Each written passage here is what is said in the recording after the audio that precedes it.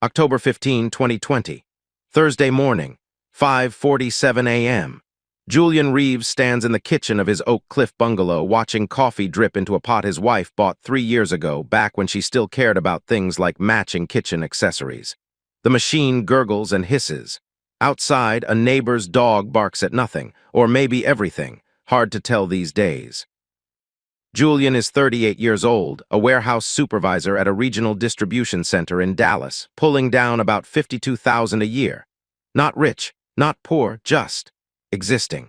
The kind of man who shows up early, leaves late, and never complains because complaining feels like weakness. His father complained. His father also drove away when Julian was 12 and never came back. So Julian learned early, be reliable, be steady, be the opposite of that man. He can't remember the last time he and Caitlin had sex. 3 weeks? 4. He stopped counting because counting felt like keeping score, and keeping score meant admitting they were playing a game he was losing. Her phone lives under her pillow now. When did that start? He noticed 2 months ago, but convinced himself it meant nothing. People change habits. It's normal. Everything is normal. He walks to the bedroom doorway, watches her sleep. Her face is soft in the gray morning light, the face he fell in love with at a backyard barbecue 12 years ago. She laughed at his terrible joke about a chicken crossing the road, and he thought, this one. This is the one. She's beautiful when she sleeps. She's a stranger when she's awake. He kisses her forehead before leaving. She murmurs, "Love you," without opening her eyes. The words sound like muscle memory, not meaning. Julian drives to work in his 8-year-old Ford F-150, the one with the dent in the rear bumper from backing into a shopping cart 2 Christmases ago. The radio plays George Strait. The traffic crawls. Dallas in October still feels like summer, humid and heavy, the kind of heat that makes your shirt stick to your back before you even reach the office. At the warehouse, Julian does what Julian always does, checks manifests, counts inventory. Manages the dock workers, most of them younger guys who call him sir and probably laugh about him behind his back. He doesn't mind. He's not here to be liked. He's here to do a job. Around 2 in the afternoon, his phone buzzes. Text from Caitlin. "Don't forget my appointment at 3:30. You said you'd come." Right, the doctor's appointment. She mentioned something about her thyroid, some concern about weight fluctuation or fatigue or something. Julian requested the half-day weeks ago. That's what good husbands do. Support, show up, be present. He tells himself this is presence, not surveillance. The clinic waiting room smells like industrial cleaner and anxiety. Fluorescent lights hum at a frequency that makes Julian's molars ache. A fish tank near the reception desk holds one surviving goldfish swimming circles around a plastic castle. The fish looks tired. Julian understands. An elderly woman in a Cowboys jersey talks at him about her grandson's football career. Julian nods at appropriate intervals while watching the door Caitlin disappeared through.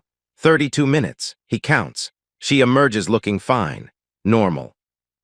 The same Caitlin he's known for a decade, honey blonde hair pulled back, wearing the scrubs she didn't bother changing out of after her shift at the dental office.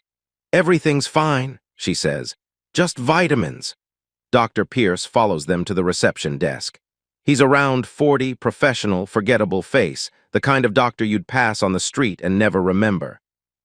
But something in his eyes catches Julian's attention, a sharpness that doesn't match his pleasant tone, like he knows something Julian doesn't. The receptionist types. Dr. Pierce hands Caitlin a prescription slip. "Take care now," he says, "and Jessie, make sure she actually takes these. You know how she forgets." Julian's brain stutters. Jessie. His name is Julian. The sounds aren't even close. JUL versus JES, the doctor would need to be deaf to confuse them. And doctors don't confuse names. They read charts, they have files. Caitlin's face performs a complicated maneuver, color draining, recovering, forming a smile that doesn't reach her eyes. "Thank you, doctor." Julian looks at Dr. Pierce. The man's expression is unreadable. Except, is that the ghost of something at the corner of his mouth? Not a smile, something satisfied, something deliberate. The nurse at the desk, her name tag reads MADLINE, glances up. Notes the pause, returns to her screen like she's seen this kind of moment before. In the car, Dallas traffic is a purgatory of brake lights and honking. They sit in it, not speaking. The silence feels thick enough to chew. Finally, Julian says it. "Did he call me Jessie?" Caitlin laughs, too fast, a beat too high. "What? No," he said. "Julian, the waiting room was loud. You probably misheard." The waiting room was silent. There was one elderly woman and a dying fish. "Who's Jessie?" Her fingers tighten on her purse strap. Julian watches her knuckles whiten. "I don't know anyone named Jesse. It's a common name. Maybe he was confused with another patient's husband." "Husband," she said, "husband." Julian hadn't mentioned anything about husbands. She turns on the radio. Country music fills the space where conversation should be. Some song about love lasting forever. The irony isn't lost on Julian. Caitlin checks her phone, twice, angling the screen like she's protecting state secrets. Julian drives. The name echoes in the rhythm of the windshield wipers, even though it's not raining. Jesse, Jesse, Jesse. That night they eat dinner like normal people. Chicken and rice from a recipe Caitlin found on Pinterest 3 years ago and has made roughly 400 times since. They watch television. Some reality show about people renovating houses. Caitlin laughs at the host's jokes. Julian pretends to laugh too. At 10:30, she says she's tired, kisses his cheek, goes to bed. Julian stays up, tells himself he's watching the news. Really, he's thinking. The late nights at work. The new perfume she started wearing a few months back, vanilla and something darker he doesn't recognize. The gym membership she bought in August, though she hasn't lost weight or gained muscle. The way she looks at her phone and smiles at nothing. At 2 a.m., Julian gets up, pads to the kitchen, drinks water he doesn't want. Their wedding photo stares at him from the refrigerator held by a magnet from their Cancun honeymoon. She's laughing in that photo. He can't remember the last time she laughed like that with him. Her purse sits on the counter. He picks it up, puts it down, picks it up again. This is wrong.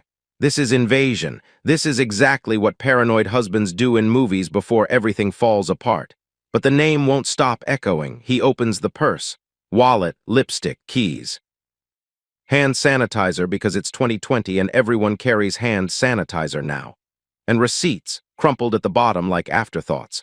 One catches his eye. Gas station on Highway 175, 20 miles from anywhere she should be, dated last Thursday. Julian photographs it with trembling hands, returns everything exactly as it was. Back in bed, Caitlin hasn't moved, but her breathing seems different now. Controlled, like she's pretending to sleep, or maybe he's imagining it. Maybe he's losing his mind. Maybe the doctor really did just make a mistake and Julian is manufacturing a crisis because some broken part of him expects everyone to leave the way his father left, the way everyone eventually leaves. But the receipt is real. The gas station is real. Highway 175 leads to Oak Cliff's older section, not her dental office, not their house, not anywhere she has any reason to be. Jesse. The name tastes like poison on his tongue. He lies awake until dawn, cataloging every odd moment from the past few months. The changed passwords, the showers right after coming home. The work dinners that happen every other week now when they used to happen never. When the sun finally rises, Julian makes a decision. Not a big one, not yet, just a small one. He's going to pay attention now, really pay attention. Because something is wrong in his marriage, something has been wrong for a while. And that doctor's slip, accident or not, just turned on the lights in a room Julian has been walking through blind. He doesn't know yet what he's going to find. Doesn't know that in a few weeks he'll be sitting outside a stranger's apartment, photographing his wife walking into another man's arms. Doesn't know about the forged signatures, the stolen money, the file a bitter doctor has been compiling for 3 years. All he knows right now is that his wife's doctor called him by the wrong name, and her reaction told him everything he needed to know. The name wasn't a mistake. The marriage he thought he had, that might have been the mistake all along. Over the next 8 days, Julian Reeves becomes someone he doesn't recognize. He checks the mileage on Caitlin's car every morning and evening, tracking the numbers in a notes app labeled grocery lists. Just in case she ever looks at his phone. Just in case she gets curious. She drove 47 miles more than her commute explains this week. 47 miles that don't connect to the dental office, don't connect to their house, don't connect to any of the places a wife should be going. He notes when she showers, after work now, not before. Every single day, the moment she walks through the door, straight to the bathroom. The water runs for exactly 18 minutes. Julian times it. She's scrubbing something off. That's what it feels like, washing away evidence. Her phone lives face down on every surface now, always face down, always on silent. She's changed her passcode too. He watched her fingers move differently last week, the muscle memory broken, a new pattern learned. Wednesday, she mentions working late Thursday. Inventory stuff at the office. I'll probably be home around 8. Julian nods. Says nothing, notes the date, the time, the exact wording in his phone. He hates himself for this. This paranoid, suspicious creature isn't who he wants to be. His father was like this, jealous and controlling, the kind of man who accused Julian's mother of affairs that never happened while probably having plenty of his own. Julian swore he'd never become that person. But the alternative is blindness, and he's been blind too long. At the warehouse, his work suffers. He miscounts a shipment on Tuesday, 300 units, not 320, a mistake he hasn't made in 6 years on this job. Julian, you okay?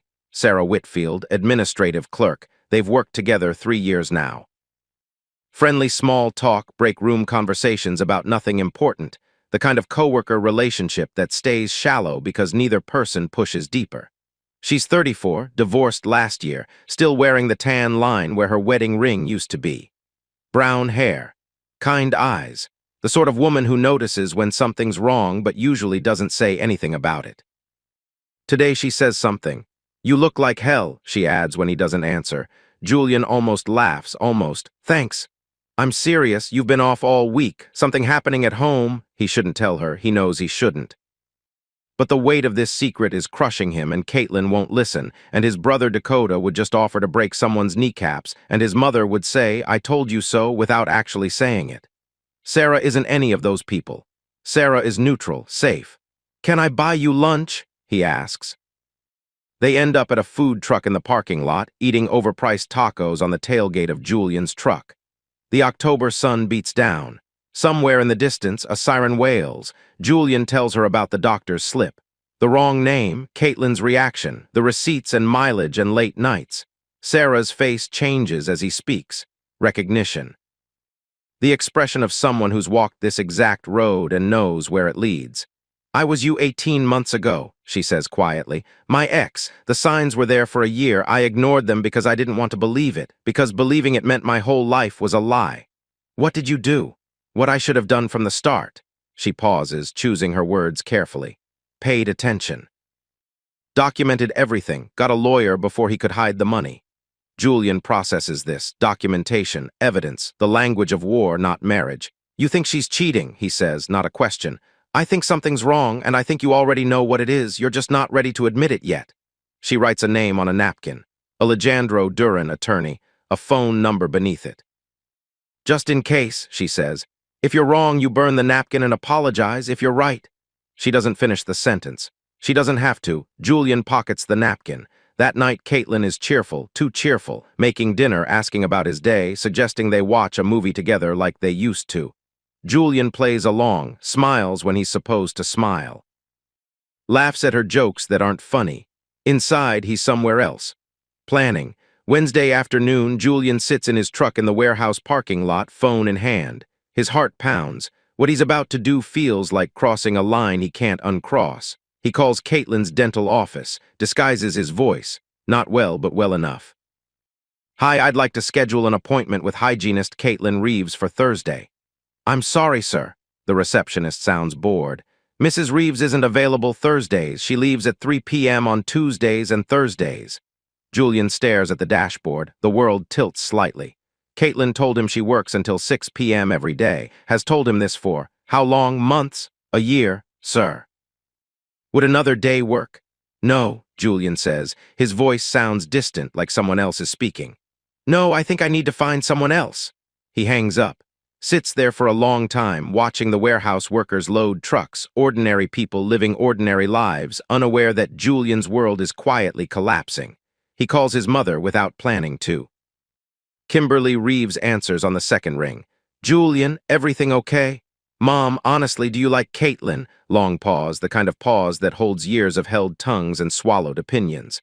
I want you to be happy, baby, that's all I've ever wanted. Not an answer, which is an answer. Mom. She's your wife, Julian. You made a choice. I respect that choice. But do you like her? Another pause, longer this time. I think she loves certain things about being married. I'm not always sure you're one of them. Julian hangs up, stares at his phone. His mother has never said anything that direct about Caitlin in 10 years. The fact that she's saying it now tells him everything about what his face must look like, what his voice must sound like, how obvious his pain has become. Thursday night, Caitlin showers the moment she walks through the door.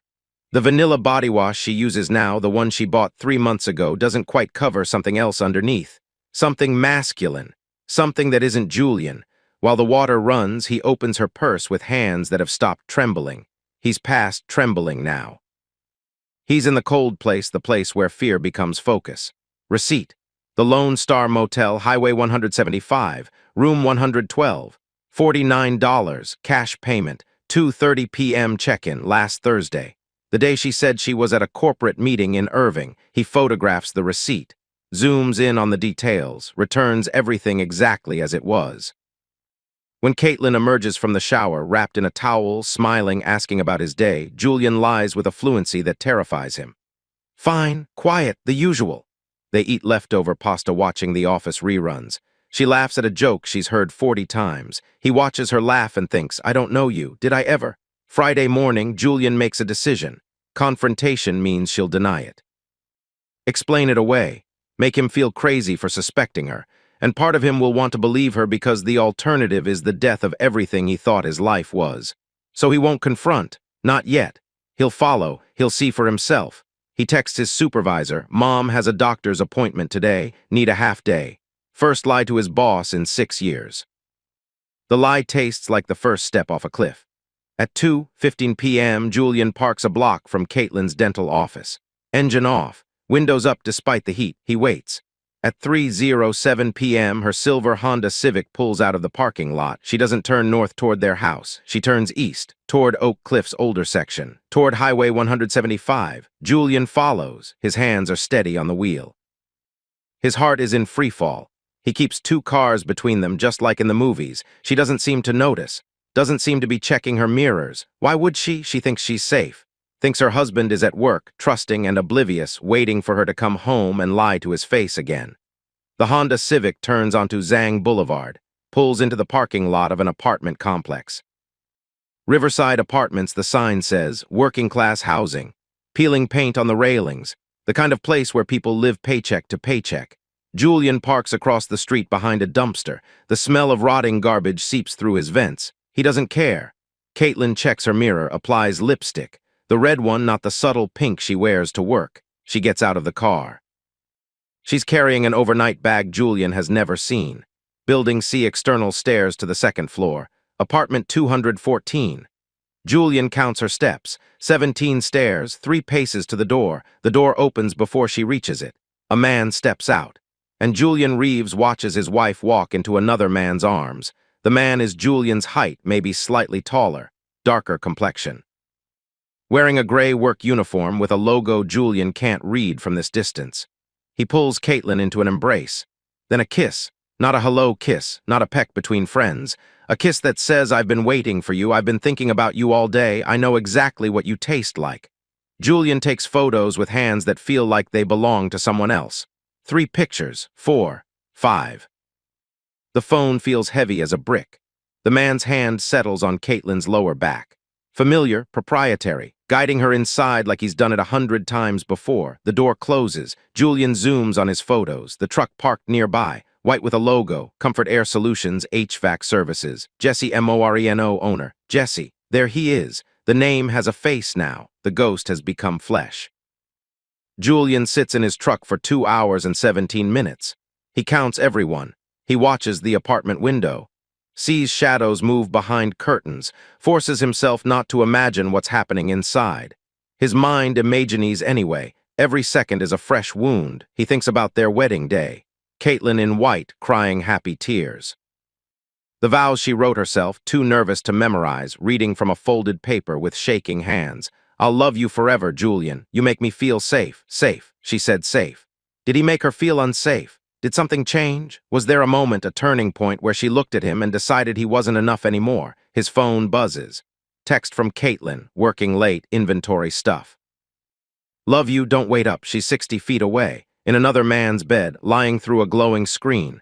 Julian types back, "No problem, be safe." He presses send, almost laughs at the irony, almost cries, can't decide which would be more appropriate. Instead, he does what Sarah told him to do. He documents photos of Jesse's truck. License plate, Texas, BKD 7423. Apartment address, Building C, Unit 214. Building exterior, parking lot layout. He searches on his phone, Jesse Morneau, Dallas HVAC. A basic website appears. Small business, looks like a one-man operation. Facebook page with minimal activity. Profile picture shows Jesse on a fishing trip, grinning at the camera like a man without a care in the world. Julian scrolls through the comments. Finds one from 3 days ago. A woman named Crystal Vance. "Great time last night," followed by a kiss emoji. So Jesse has multiple women. Of course he does. Men like Jesse always do. That's what makes them attractive to women like Caitlin. The danger, the excitement, the knowledge that they could leave at any moment. Julian isn't dangerous. Julian isn't exciting. Julian shows up every day and pays the mortgage and remembers anniversaries and asks about her thyroid concerns. Julian is reliable. Reliable apparently isn't enough. At 5:52 p.m., the apartment door opens. Caitlin emerges. Her hair is different, pulled back now instead of down. Her blouse is buttoned wrong, one hole off, the kind of mistake you make when you're dressing quickly when someone's watching you dress. She walks to her car with a bounce in her step. Happy, satisfied. Julian races home via a different route, drives 10 miles over the speed limit, arrives 10 minutes before her. He's in the kitchen when she walks in, wearing his marriage like a costume. "Hey, babe," she kisses his cheek, her lips are warm. "Inventory took forever, I'm exhausted." She smells like vanilla layered over something else, men's deodorant, sweat that isn't hers. "How was your day?" she asks, already scrolling her phone, not really caring about the answer. "Fine, quiet." They eat leftover spaghetti watching television. She complains about a difficult patient. A story Julian suspects is entirely fabricated, a prepared alibi for why she looks tired, why her neck has a faint red mark he's pretending not to notice. That night in bed, she says, "I love you," with her back to him. Julian says it back. The words feel like stones in his mouth. He lies awake calculating. How many times has she said those words after coming from Jesse's apartment? How many showers have washed Jesse away before she touched Julian? How many lies have formed the foundation of their last 8 months? Because it's been 8 months, he's sure of that now.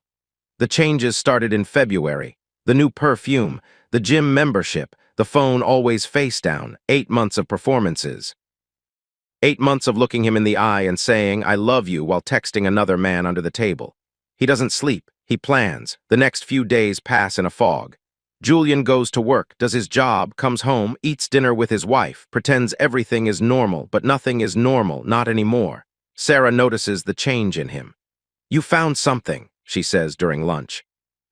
Not a question, Julian tells her the apartment, the truck, the man named Jesse Morneau who fixes air conditioners and breaks marriages. Sarah's face doesn't show surprise, just sad recognition. "What are you going to do?" "I don't know yet." Don't confront her, not until you have everything. Financial records, proof of the timeline, witnesses if possible. The more you have, the better position you're in when the lawyers get involved. "Lawyers," Julian tastes the word. "We've been married 10 years. I was married 11. Sarah's voice is gentle but firm. "The length doesn't matter, Julian. What matters is protecting yourself, because right now she's planning something. Women like her, they don't just cheat, they position. They prepare their exit strategy. You need to prepare yours first." Julian thinks about this all afternoon, thinks about it driving home, thinks about it eating dinner across from his wife, who's talking about some coworker drama that probably isn't real. After she falls asleep, he does something he's never done before. He picks up her phone. The passcode took him 2 weeks to figure out. He watched her fingers in the reflection of the microwave door.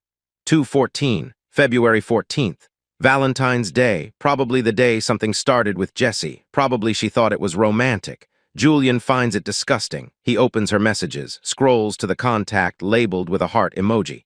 J followed by a sparkling heart. The messages go back months. "I wish we could run away together." Julian's been so distant lately, makes it easier. 2 more months, then I'll figure it out. "I love you." Julian screenshots everything, sends the images to his backup email, deletes the sent folder, the downloads, any trace of his intrusion.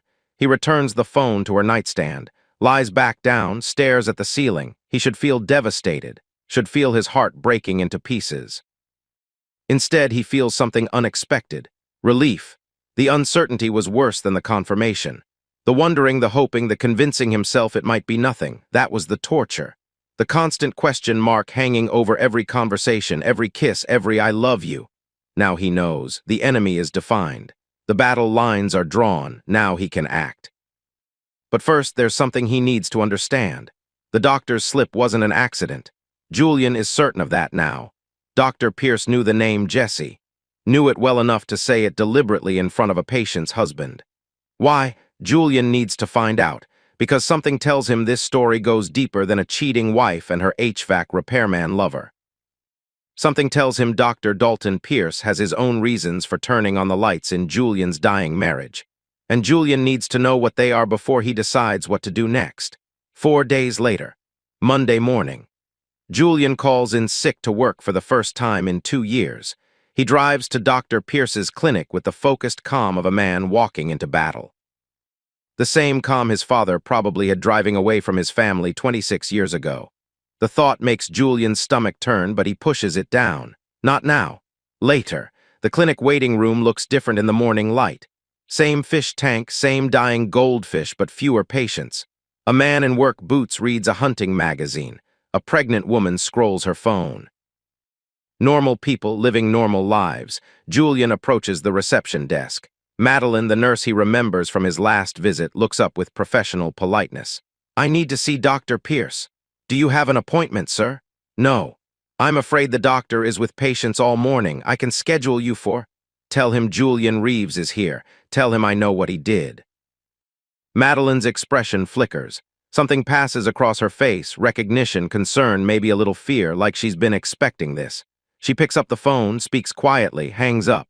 "The doctor will see you between appointments. Please wait." 10 minutes later, Dr. Pierce emerges from a hallway. He sees Julian.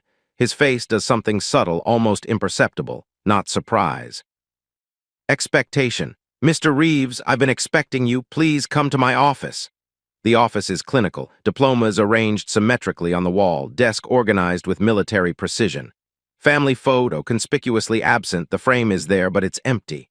The walls are beige. The room smells like hand sanitizer and something else, something bitter. Regret, maybe, or obsession. Julian doesn't sit. "You said Jesse, you called me Jesse, that wasn't a mistake." Dr. Pierce closes the door, moves to his desk, sits with the patience of a man who's rehearsed this conversation in his head 100 times. "No," he says simply, "it wasn't a mistake." "You knew." Julian's hands clench at his sides. "About my wife, about Jesse Morneau, and you decided to what? Play games with my life? Destroy my marriage for your own entertainment?" Dr. Pierce opens a desk drawer, removes a manila folder thick with papers and photographs, places it on the desk between them.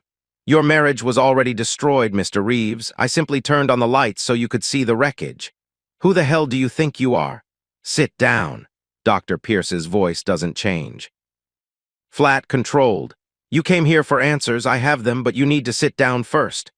Julian doesn't want to sit, wants to flip the desk over, grab this man by his expensive tie, demand explanations at full volume. But he needs to know, so he sits. Dr. Pierce opens the folder. Inside, photographs, documents, a timeline written in neat handwriting. 3 years ago, the doctor begins, I was married to a woman named Linda, real estate agent. We'd been together 9 years. I thought we were happy.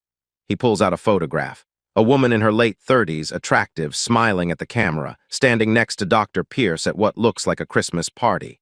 Jesse Morneau installed a new AC unit in our home during a heat wave. August of 2017. Within 3 months, Linda was sleeping with him. Within 6 months, she'd moved out. Julian stares at the photograph, then at the doctor. Jesse had an affair with your wife. Jesse doesn't have affairs, Mr. Reeves. Jesse collects women, specifically married women. The chase excites him. The conquest validates him. Once he has what he wants, he gets bored and moves on to the next one. Dr. Pierce pulls more photos from the folder. Different women, different settings, but the same man in each one, Jesse Morneau, grinning that careless grin, arm around someone who isn't his. Your wife is his fourth that I know of, possibly more I haven't documented, all married, all in what appeared to be stable relationships, all destroyed. Julian looks at the photos, the timeline. The meticulous documentation of a man's sexual history. You've been tracking him for 3 years. Someone had to?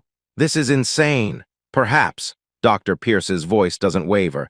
But is the information inaccurate? Julian thinks about Caitlin, the texts, the motel receipts, the apartment on Zhang Boulevard. No, he admits. It's not inaccurate. I saw them together 8 months ago. Jesse's truck at a restaurant parking lot. Your wife's hand on his arm. I recognized the look on her face. Dr. Pierce's jaw tightens. The same look Linda had when she thought I wasn't watching. So you waited 8 months and then, what, dropped his name at a medical appointment just to mess with my head? I gave you a choice, Mr. Reeves, a chance to discover the truth yourself. Why not just tell me directly? Dr. Pierce almost smiles, almost. If a stranger approached you, a doctor you barely knew, and claimed your wife was having an affair, what would you have done? Julian doesn't answer, but he knows. You would have defended her, called me a liar or a lunatic, reported me to the medical board for harassment. Gone home to your wife and convinced yourself I was the villain. Dr. Pierce leans back in his chair. I needed you to find the evidence yourself, to believe it because you discovered it, not because someone told you. Julian processes this. The manipulation, the calculation, the 3 years of careful documentation. You're using me, he says slowly, to get revenge on Jesse. I prefer to think of it as mutual benefit. You get the truth about your marriage. I get to watch Jesse Morneau finally face consequences for his actions. That's sick. Perhaps. But is it wrong? Julian wants to say yes. Wants to condemn this man for playing God with other people's lives, for weaponizing a medical appointment, for letting 8 months pass while Julian lived in ignorance. But the information is real. Caitlin is really cheating. Jesse Morneau is really the man she's cheating with. Dr. Pierce didn't create those facts, he just revealed them. What happened to your wife? Julian asks. After Jesse? Dr. Pierce's face tightens, just for a moment, a crack in the professional mask. He got bored with her after 6 months, moved on to someone else. Linda came back to me crying, promising it would never happen again. He pauses. I didn't take her back. Why not? Because I'm not a forgiving man, Mr. Reeves, and because she didn't deserve forgiveness. There's something in the doctor's voice, something too bitter, too practiced, too much like a man reciting lines he's told himself 1,000 times. Madeline's words come back to Julian. Something she'd said in the waiting room under her breath when she thought he wasn't listening. The doctor has issues, be careful. Julian takes the folder, stands to leave. One more thing, he says at the door. The nurse, Madeline, she tried to warn me about you. Dr. Pierce's expression flickers. Madeline sees things that aren't there. Or maybe she sees things that are. Julian drives home with the folder on the passenger seat. At every red light, he opens it again, looks at the photos, the dates. The meticulous documentation of Jesse Morneau's sexual conquests. One photo stops him cold. Caitlin and Jesse at a restaurant, laughing together, his hand on her thigh, her head thrown back in a way Julian hasn't seen in years. Dated August 12, 2020.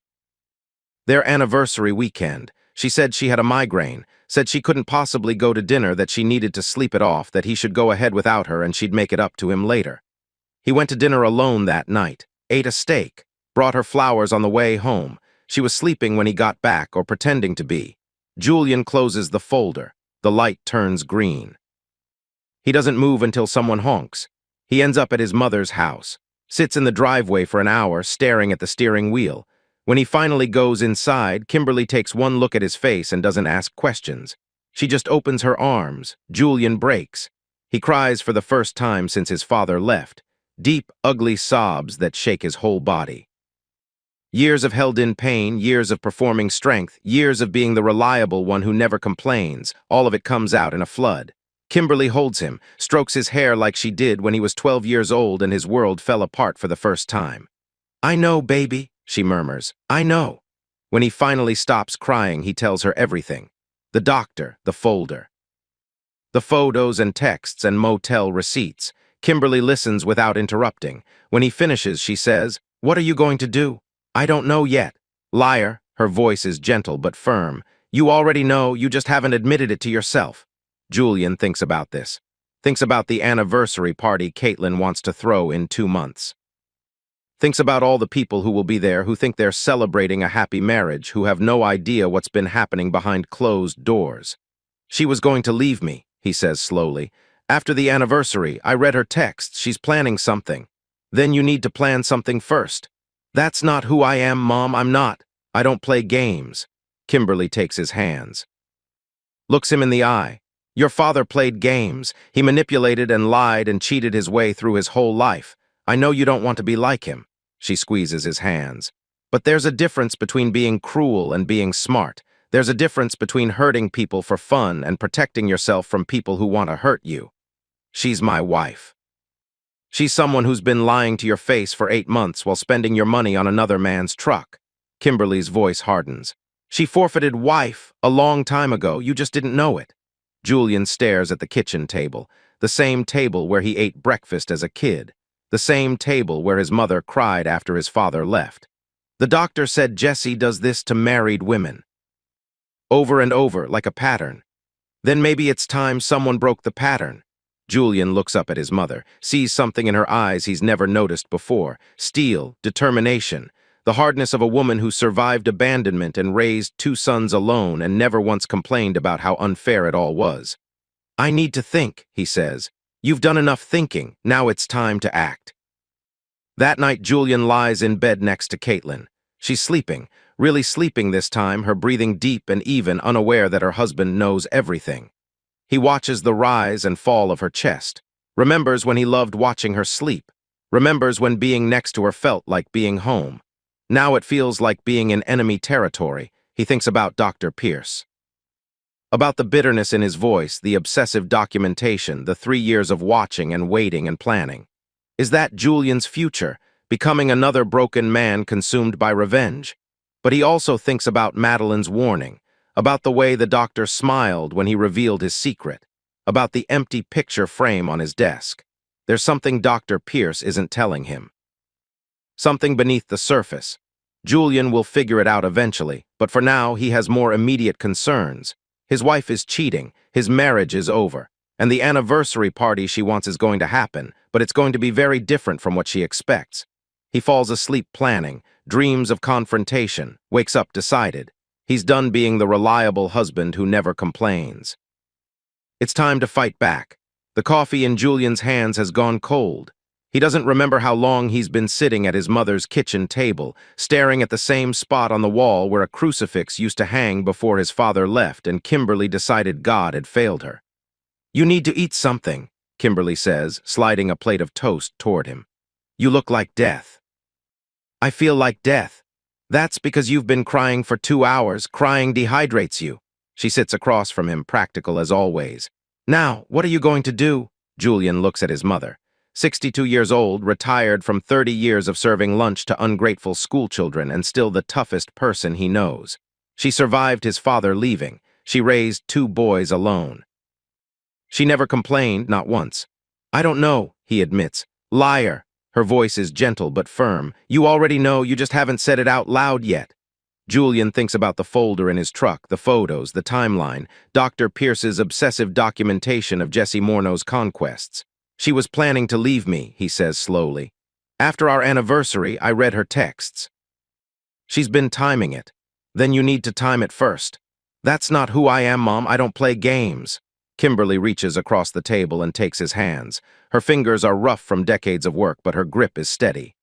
Your father played games. He manipulated and lied and cheated his way through his whole life. I know you don't want to be like him, she squeezes. But there's a difference between being cruel and being smart. There's a difference between hurting people for fun and protecting yourself from people who want to hurt you. She's my wife. She's someone who's been lying to your face for 8 months while spending your money on another man's truck. Kimberly's voice hardens. She forfeited wife a long time ago. You just didn't know it. Julian stares at the table, the same table where he ate breakfast as a kid, the same table where his mother cried alone after his father drove away. I need help, he says finally. I can't do this alone. Then call your brother. Dakota will want to hurt someone. Dakota will want to protect you. There's a difference. Kimberly stands, refills his coffee without asking. Call him. And call that lawyer Sarah mentioned. You're going to need both. Dakota Reeves shows up at the dive bar in Deep Ellum wearing his Amazon delivery uniform, still sweaty from his shift. He's 29, 9 years younger than Julian, with their father's temper and their mother's stubbornness. "This better be important," Dakota says, sliding into the booth. "I had to swap routes with Marcus, and that guy drives like a grandma." Julian slides a beer across the table. "Caitlin's cheating on me." Dakota freezes mid-reach. "What? 8 months. Some HVAC guy named Jesse Morneau. She's been lying about her schedule, meeting him at his apartment, spending our money on his truck payments." Julian takes a long drink. "She's planning to leave me after our anniversary." Dakota's face cycles through about 6 different emotions in 3 seconds. Confusion, disbelief, anger, even more anger. "Give me an address," he says, voice low and dangerous. "I'll break his kneecaps, I'll put him in the hospital, I'll make sure he never—" "No." "The hell you mean no?" "Violence means I lose, Dakota. I go to jail, Caitlin gets the house, Jesse gets to be the victim." Julian meets his brother's eyes. "I won't give them that satisfaction." Dakota struggles with this. Julian can see it. His brother has always been the physical one, the protector, the guy who solved problems with his fists because words never came easy. "Then what?" Dakota demands. "You just let them get away with it." "No. I make them face consequences, legal consequences, public consequences." Julian leans forward. "I need you to help me document, watch, follow, be my backup when things get ugly." "That's not how I do things." "I know, but I need you to try for me." Dakota stares at his beer for a long moment, then he nods reluctantly. "Fine, but if this Jesse guy comes at you, I'm not holding back." "Fair enough." They drink in silence. The jukebox plays some sad country song about a man who lost everything. Julian finds it irritatingly appropriate. "You know," Dakota says finally, "I always envied you. The stable job, the wife, the house, the normal life. I thought you had it figured out." Julian laughs bitterly. "Turns out normal was just a costume." "Yeah," Dakota finishes his beer. "Turns out a lot of things are." The next morning, Julian sits in the strip mall office of Alejandro Alex Duran, attorney at law. The furniture is second-hand. The coffee is cheap. The diplomas on the wall are from schools Julian has never heard of. But Sarah said Alex was good, and right now, good is what Julian needs. Alex is 39, with tired eyes and a wedding ring he keeps touching like a nervous habit. He listens to Julian's story without interrupting, taking notes on a yellow legal pad. When Julian finishes, Alex sets down his pen. "Texas is a no-fault state," he says, "meaning infidelity doesn't automatically entitle you to a better settlement. The courts don't care who cheated. They care about assets. So it doesn't matter that she's been sleeping with another man for 8 months. I didn't say that." Alex turns his laptop around. "I ran a preliminary check on your credit, joint accounts, loans, that sort of thing." Julian stares at the screen. There's a loan he doesn't recognize, $35,000, vehicle financing. "Comfort Air Solutions," he reads. "That's Jesse's company. Your wife co-signed a loan for his work truck. Using your credit, your name is on the paperwork." "I never signed anything." "I know," Alex meets his eyes. "Which means either she forged your signature or she committed fraud without your knowledge. Either way, that's leverage." For the first time since the doctor's office, Julian feels something other than devastation. He feels angry. "What do I do?" "First, we document everything. I'm going to refer you to a private investigator named Hector Garza. He's not fancy, but he's thorough." Alex slides a business card across the desk. "Second, we start separating your finances without alerting her. New accounts, different bank, portion of your paycheck diverted. She'll notice. Not if we're careful." "And third," Alex pauses, "you need to decide what kind of divorce you want, quick and quiet or scorched earth." Julian thinks about the anniversary party Caitlin wants, the witnesses, the opportunity. "I want everyone to know the truth," he says. "I want her to face what she did." Alex nods slowly. "Then we have work to do." That evening, Julian meets Sarah for dinner at a diner near the warehouse. She's been texting all day, checking on him, and he feels guilty for how much he's come to rely on her presence. His mother's warning echoes. Hurt people don't always give good advice. Sometimes they just want company in their hurt. "How'd it go with the lawyer?" Sarah asks, picking at her salad. "Good. He thinks I have a strong case, especially with the forged signature." "Forged signature?" Julian explains about the truck loan. Sarah's eyes widen. "That's fraud. That's actual prosecutable fraud." "I know. Julian, that changes everything. That's not just adultery, that's financial crimes. You could press charges."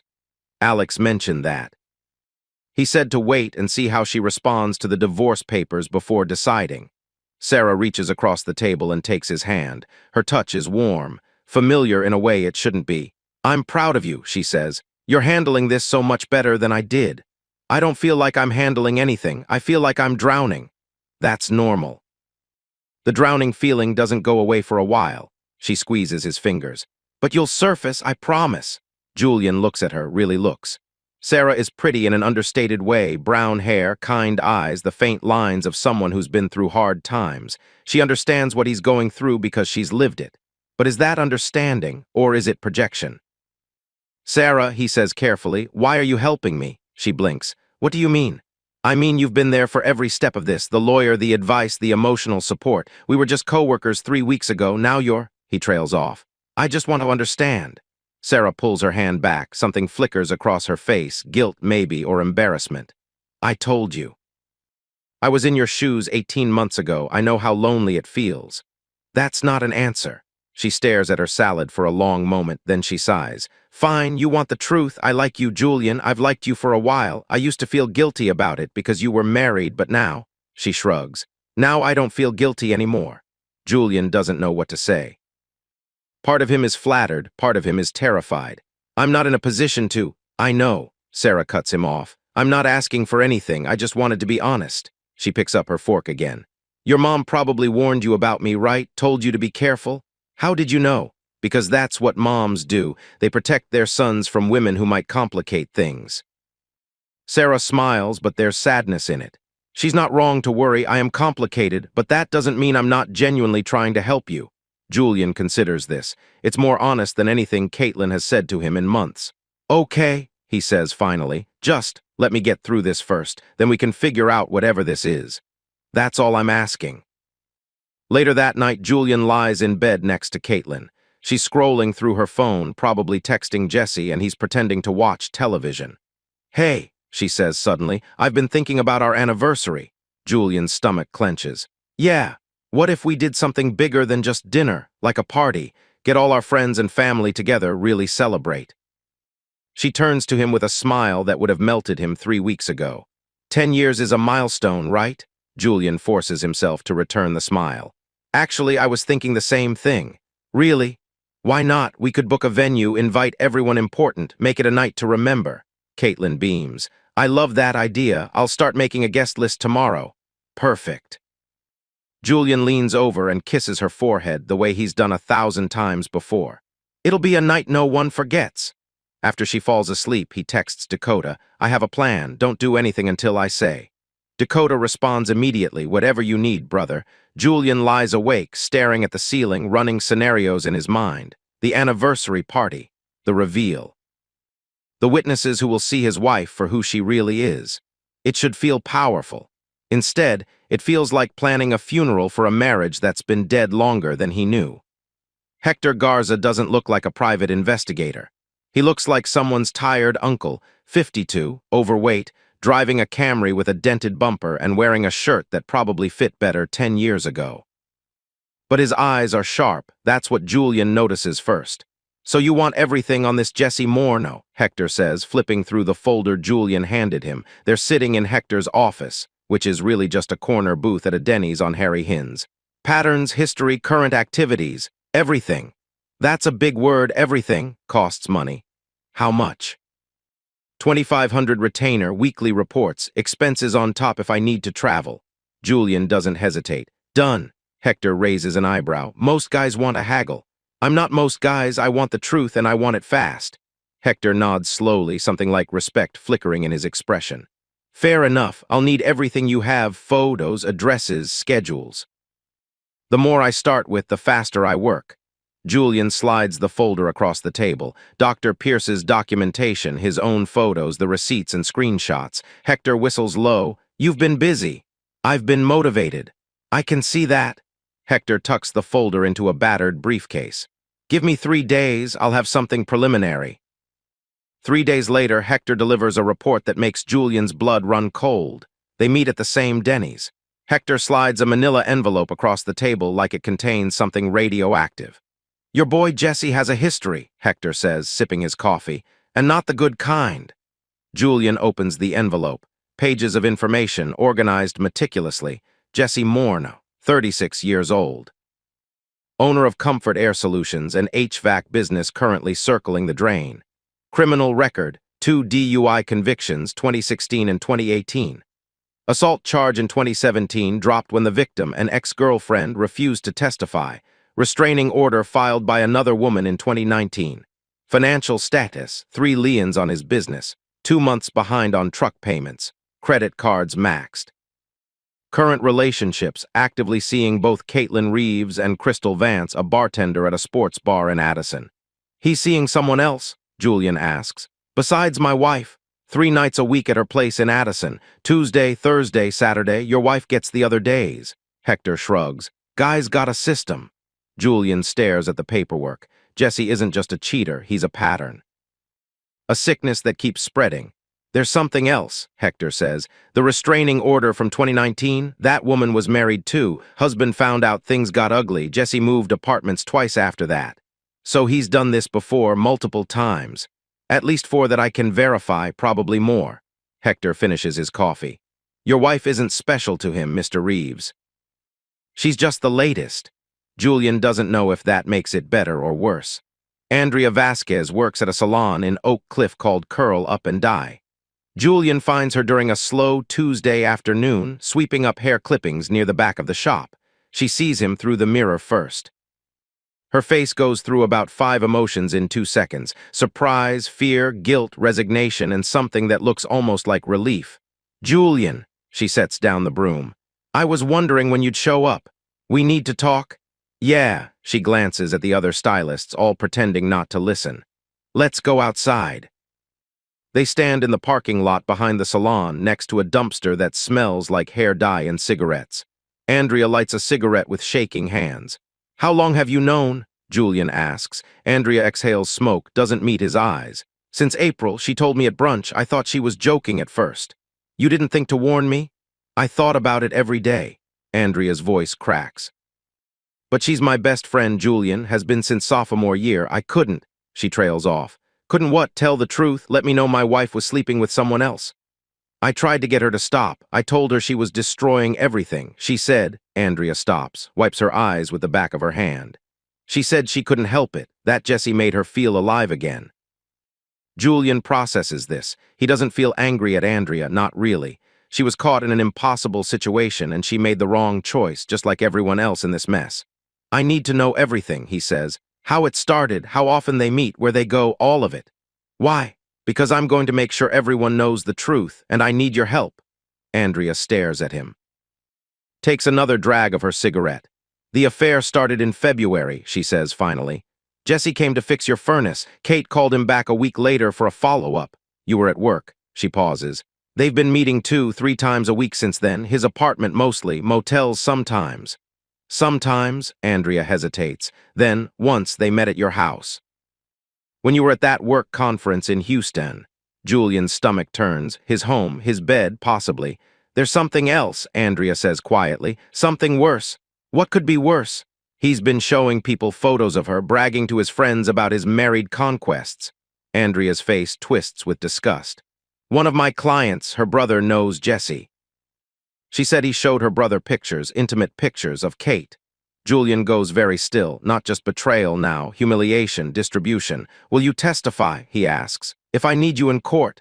After what she did? Andrea drops her cigarette, grinds it under her heel. Yeah, I'm tired of the lies, Julian. This whole thing has been eating me alive. Thank you. Don't thank me. Andrea meets his eyes for the first time. What you're planning, this public thing, are you sure? Revenge doesn't always feel like you think it will. Sometimes you win and you still lose. Julian considers this. She's probably right. He doesn't care.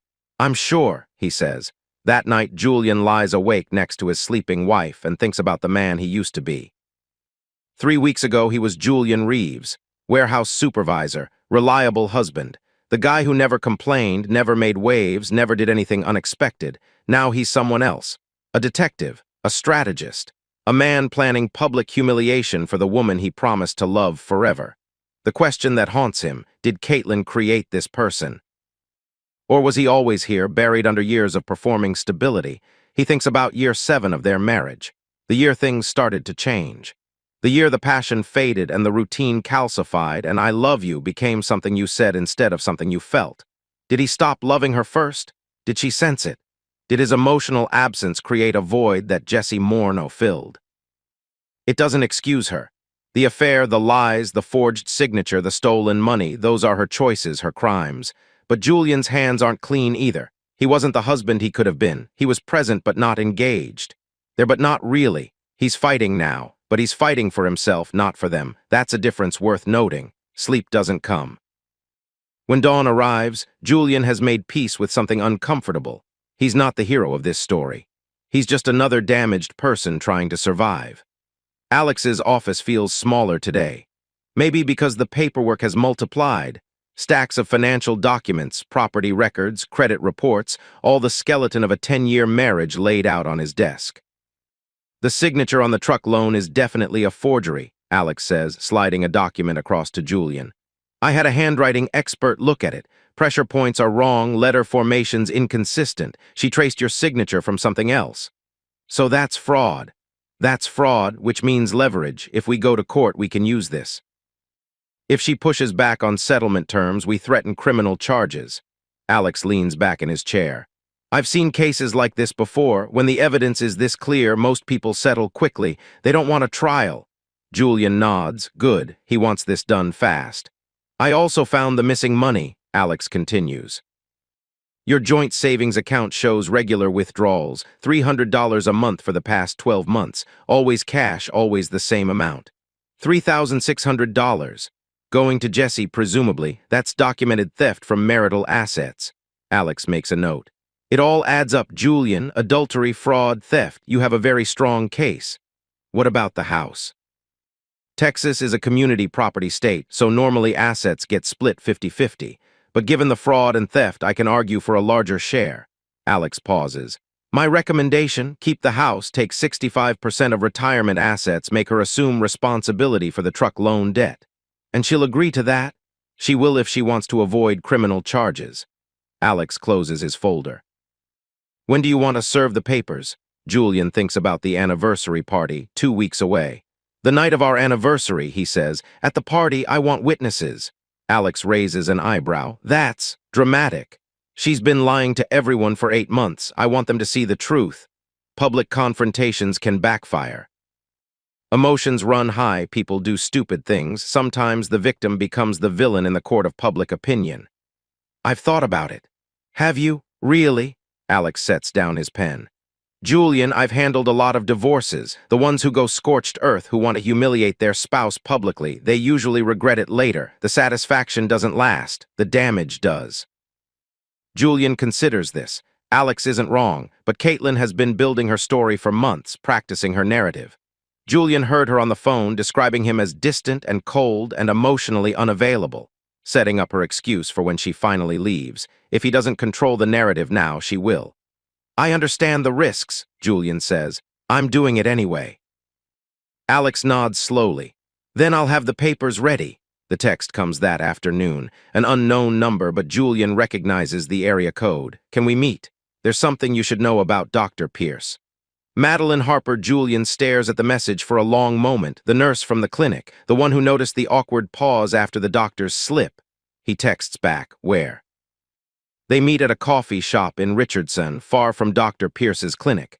Madeline is already there when Julian arrives, hunched over a latte, checking the door every few seconds like she expects someone to burst in.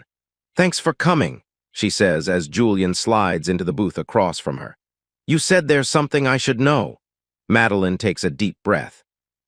Dr. Pierce, he's not what he seems. He's been obsessed with this Jesse person for 3 years, following him, documenting his relationships, keeping files on his, she makes air quotes, victims. It's not healthy.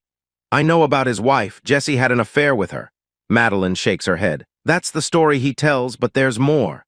She leans closer, voice dropping. Dr. Pierce cheated first. On Linda, he was sleeping with a pharmaceutical rep for almost a year. Julian stares at her. What? I overheard them fighting once before the divorce. Linda was screaming at him. She said, you don't get to be the victim when you started this. Dr. Pierce just stood there, didn't deny it. Julian's mind races. Dr. Pierce, the righteous avenger exposing a serial cheater, cheated first. His crusade against Jesse isn't justice, it's projection. He can't face his own guilt, so he made Jesse the demon.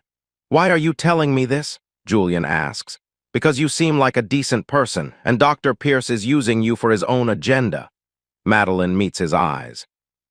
"Whatever you're planning, do it for your own reasons, not his. Don't let yourself become what he's become, someone who can't let go of revenge even after it's destroyed them." Julian thanks her, leaves money for the coffee, walks to his truck. It doesn't change what Caitlin did. The affair is real. The lies are real. The evidence is real. But it changes something. It makes Julian look at his own reflection in the truck window and wonder, is this who he wants to become? A man like Dr. Pierce, consumed by bitterness, tracking his tormentor for years, manipulating strangers into carrying out his vendettas. No, Julian won't let that happen. He'll get his revenge. But then he'll walk away. Dakota texts him that evening, "Ran into your wife's boyfriend at the gas station. Total accident."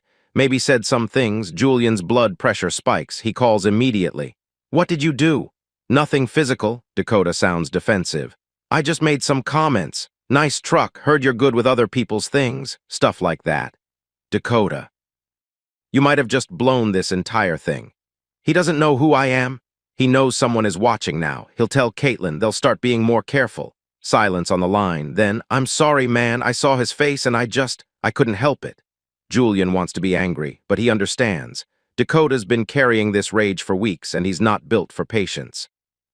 "Just stay away from him from now on, please." "Yeah, okay, won't happen again."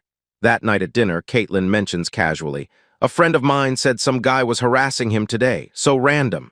Julian catches the slip. A friend, not my friend Jesse.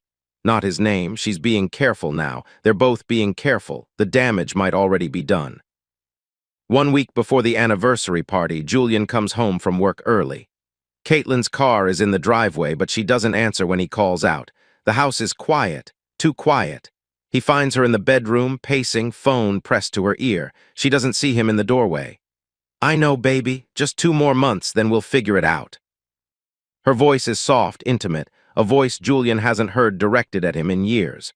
Julian's been so distant lately, makes everything easier. Pause, she laughs at something Jesse says.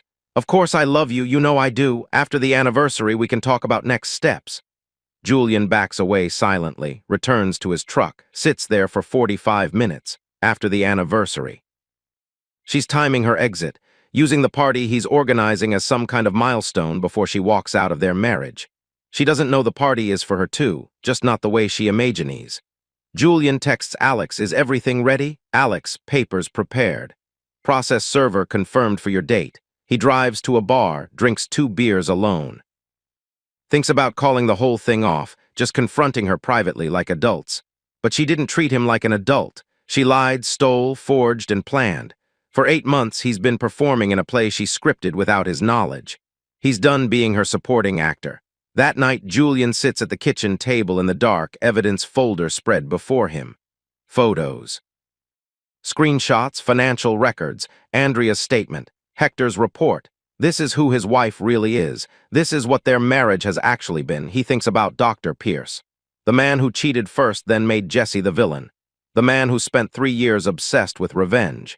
Is Julian doing the same thing? Is this public humiliation really about justice, or is it about power? His need to feel in control after months of feeling helpless? He doesn't know. He does it anyway. Some decisions get made not because they're right, but because they're the only ones you can live with. He picks up his phone, sends confirmation texts. To Crystal Vance, Jesse's other girlfriend. "I have information you need to see. Are you interested in confronting him?" Response 20 minutes later, "Hell yes, tell me everything." To Andrea, "The party is next Saturday. Can you be there early to help decorate?" Response, "I'll be there, but Julian, be sure about this." To Dakota, "It's happening. Stay outside in case things get ugly." Response, "I've got your back." Julian doesn't text Dr. Pierce. Whatever alliance they had is over. He'll do this without the doctor's twisted assistance. He goes to bed. Caitlin's breathing is even beside him. He says nothing. Neither does she. Rosewood Hall is a modest event space in North Dallas, white tablecloths, fairy lights, a dance floor that's seen better days. Julian walks through it alone, 3 days before the anniversary party, planning sightlines like a general mapping a battlefield. Where will Caitlin be standing when the reveal happens? Near the gift table, probably, accepting congratulations, glowing with false happiness. Where will the guests be?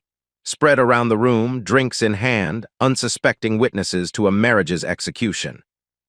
Where should Crystal enter for maximum impact? The main door at exactly 7:45, dressed to kill. The venue manager, a cheerful woman named Patricia, asks questions about the happy couple. Julian answers with practiced lies, smiling when appropriate, pretending to be excited about celebrating a decade of love. He's gotten good at lying, learned from the best. This is harsh, baby. Julian sits across from his mother at her kitchen table, coffee cooling between them. Kimberly's face holds a complicated expression, satisfaction mixed with doubt mixed with something that looks like fear. You're going to expose her in front of everyone. Her father will be there, friends who don't know, people who love her. She was going to leave me, Mom.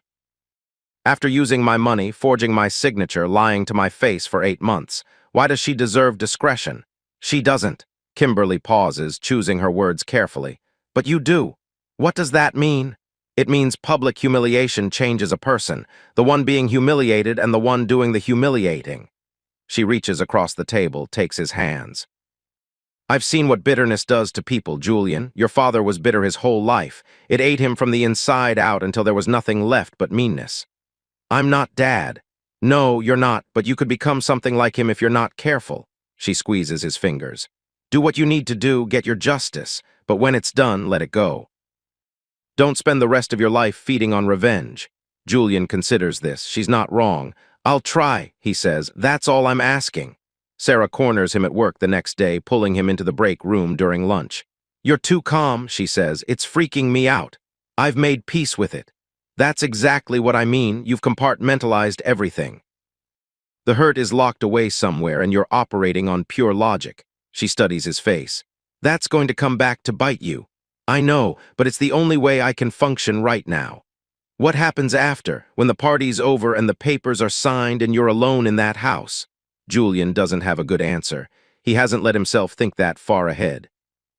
I'll deal with it then, he says. Promise me something. Sarah steps closer. Promise me you'll let yourself feel it. When the time comes, don't just bury it and pretend you're fine. I promise. She hugs him. It's the first time they've embraced, and it lasts a beat longer than friendly. Julian feels something shift between them, potential, maybe, or just the comfort of being understood. Whatever happens Saturday, Sarah says, pulling back, I'm here, okay? Okay. Friday night, the eve of the anniversary. Caitlin is excited, more animated than she's been in months. She's trying on dresses, asking Julian's opinion, twirling in front of the mirror like a teenager going to prom. What about this one? She holds up a blue dress, fitted, elegant. Too much. It's beautiful, Julian says, and he means it. She does look beautiful. For a moment he sees the woman he married. The one who laughed at his terrible jokes, who cried happy tears at their wedding, who promised to love him forever. Then he remembers where she was this afternoon, getting her hair done, while actually at Jesse's apartment one last time before the party. Hector's report confirmed it. 11 a.m. arrival, 1:30 p.m. departure on their anniversary weekend, one last betrayal. I know things have been off between us, Caitlin says, smoothing the dress against her hips. But tomorrow is going to be our fresh start. I can feel it. Julian forces a smile. That's exactly what I'm hoping for. She crosses the room and kisses him. Her lips are warm and familiar and feel like they belong to a stranger. I love you, she says. Julian doesn't say it back, just smiles. Later, after she falls asleep, Julian reviews the final details. Andrea confirmed she'll arrive at 6:30 ostensibly to help decorate. Crystal confirmed she'll enter at 7:45 ready to confront Jesse. Dakota confirmed. He'll wait outside ready to intervene if things get physical. Process server confirmed. Hector's associate arriving at exactly 8 p.m. Alex standing by with the divorce papers signed and ready. Julian's phone buzzes. A text from an unexpected number. Raymond Morrison, Caitlin's father. Excited for tomorrow, son. Can't believe it's been 10 years. You're the best thing that ever happened to my girl. Julian stares at the message for a long time. Raymond is a good man, decent. The kind of father Julian wishes he'd had. He's always treated Julian like a son, welcomed him into the family, bragged to his friends about his daughter's reliable husband. He has no idea what his daughter has done, no idea what's coming tomorrow. Julian considers warning him, a private conversation man to man before the public explosion. But Raymond would tell Caitlin, that's what fathers do, they protect their children, even when those children don't deserve protection. He'd give her a chance to spin the story, to control the narrative, to make Julian the villain. Julian can't risk that. Some casualties are unavoidable. He texts back, looking forward to it, sir. It's going to be a night to remember. Saturday morning. October 17, 2020. Their 10th anniversary. Julian wakes at 5:47 a.m., the same time he's woken every morning for the past 10 years. Caitlin is still sleeping, face peaceful, unaware that this is the last day of their marriage. He makes her breakfast in bed. Scrambled eggs, toast, orange juice from concentrate that she thinks is fresh squeezed. A performance of normalcy one last time. "What's gotten into you?" she asks when he brings the tray. She looks genuinely surprised. "It's our anniversary, you deserve something special," she smiles. "Thank you, this is so sweet." "I love you," Julian says. The words taste like ash, but he says them anyway. "I love you too." They eat together in bed, watching the morning news, pretending to be the couple everyone thinks they are. It's almost comfortable, almost normal. At 10:30, Caitlin announces she's going to get her hair done. "Want to look perfect for tonight." "Of course," Julian says. "Take your time." She kisses his cheek and leaves. 15 minutes later, Hector texts. She's at the apartment, just arrived. One last time with Jesse on their anniversary, while Julian sits in their house preparing for the party that will end everything. He should feel devastated. Instead, he feels empty, calm, ready. Confirmation texts flood in throughout the afternoon. Dakota, in position. Got your back, brother. Andrea, at the venue. Setting up, last chance to back out. Crystal, on my way. This asshole is going to wish he never met me. Hector, process server confirmed. 8 p.m. sharp. At 3 p.m., Caitlin returns home, hair freshly styled, glowing with satisfaction from whatever goodbye she just shared with Jesse. She spends 2 hours getting ready, applying makeup, choosing jewelry, completely unaware that she's dressing for her own execution. "How do I look?" she asks, emerging in the blue dress. Julian looks at his wife. Beautiful, radiant, a stranger. "Perfect," he says. They drive to Rosewood Hall together, husband and wife, 10 years of marriage between them and less than 4 hours left. The fairy lights glow. The banner reads, "Happy 10th anniversary." Guests begin arriving at 6:30. Family, friends, co-workers, all of them smiling, congratulating, celebrating a lie. Julian circulates through the room, shaking hands, accepting well wishes, playing the happy husband one final time. His performance has never been better. At 7:35, the door opens. Jesse Morneau walks in. And Julian Reeves smiles. Jesse Morneau stands in the doorway of Rosewood Hall like a man who's never been told no in his life. He's wearing a blazer over a casual shirt, trying to look respectable and failing spectacularly. His eyes scan the room, the fairy lights, the white tablecloths, the banner that reads Happy 10th anniversary, and land on Caitlin with the satisfied grin of a predator who's wandered into someone else's territory just to prove he can. Julian watches from across the room. His heart should be racing. Instead, it's calm, steady, like he's watching a movie he's already seen the ending of. Caitlin rushes to Jesse, her face cycling through panic, confusion, and something that looks almost like anger. "What are you doing here?" she hisses, grabbing his arm. "I said briefly, outside, not..." "Relax, baby."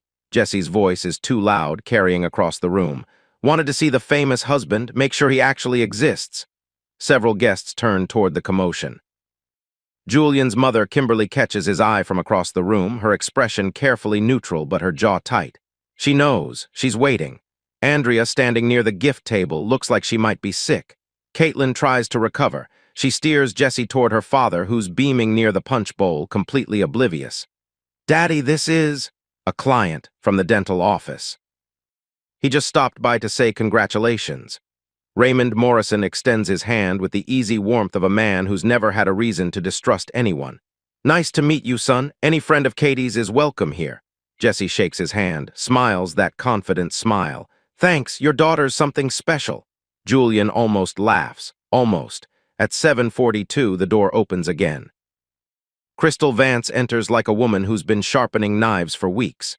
She's 28, dark hair, wearing a red dress that matches the fire in her eyes. Julian contacted her through social media 2 weeks ago, laid out the evidence, and asked one simple question. Do you want him to face what he's done? Her answer was immediate. Hell yes. Crystal spots Jesse near the bar, nursing a beer like he owns the place. Her heels click against the floor, deliberate, loud, as she crosses the room. Hey, baby. Her voice cuts through the ambient music. Every head turns. Jesse's face goes white. Surprised to see me here? Crystal stops directly in front of him, hands on hips. Because I'm sure as hell surprised to see you. At your girlfriend's anniversary party, with her husband. Crystal, what? This is hilarious. Crystal's voice is loud enough for the entire room to hear. Because you told me you were single. No wife, no girlfriend, definitely no married women on the side. She gestures at Caitlin, who's frozen beside her father. But this lady seems real cozy with you. The room goes dead silent. Raymond Morrison's face cycles through confusion, then understanding, then something darker. His hand drops from Caitlin's shoulder. Katie, his voice is barely above a whisper. What is she talking about? Daddy, I don't know who this person is. Crystal pulls out her phone, holds up photos, her and Jesse at a restaurant at her apartment at the beach. Text messages calling her my future and the only one I want. He's been playing us both, sweetie, and probably a few others too. Caitlin looks at Jesse. Jesse looks at the floor. For a moment, no one moves. Then Julian steps forward. The room parts for him like water around a stone. Everyone, Julian says, his voice steady, I have an announcement about our 10-year marriage. He walks to the gift table, reaches beneath a tablecloth and pulls out the folder he's been building for weeks.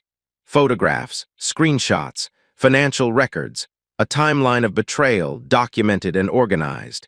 He starts laying them out on the table like cards in a game no one else knew they were playing.